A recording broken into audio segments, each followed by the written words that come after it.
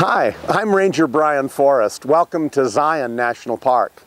I'm at the South Campground Amphitheater, or Lecture Circle, as it was called when it was built in 1935.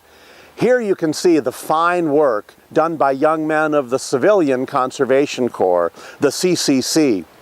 Between May of 1933 and June 1942, more than 2,000 young men were enrolled in the 3 CCC camps at Zion National Park. The CCC was the first federal employment program as part of President Franklin Delano Roosevelt's New Deal during the Great Depression, a time when unemployment was at 25% and most young men had never held a full-time job.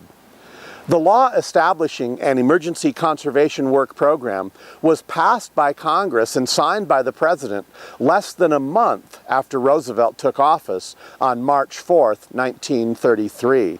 On May 29th, the first 29 enrollees arrived at Zion National Park. That summer, nationwide, 250,000 men between the ages of 18 and 25 began work in Roosevelt's Tree Army. These young men, all unemployed and from families receiving some sort of relief, worked 40 hours a week on a variety of conservation projects. In exchange for their work, they were paid $30 a month and were to send $25 of that home. They also received job training and experience, a place to live in the camp barracks, and 3 meals a day, which was particularly valuable in that many of the young men literally did not know where their next meal was coming from before enrolling in the CCC.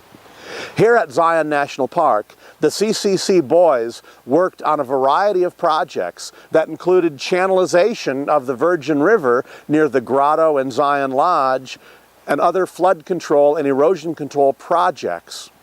They constructed park maintenance facilities and ranger housing at Oak Creek, did irrigation projects in the lower parts of Zion Canyon, landscaping and road work along the Floor of the Valley Road and the Zion Mount Carmel Highway and the Kolob Terrace Road, then the road between Zion and Cedar Breaks.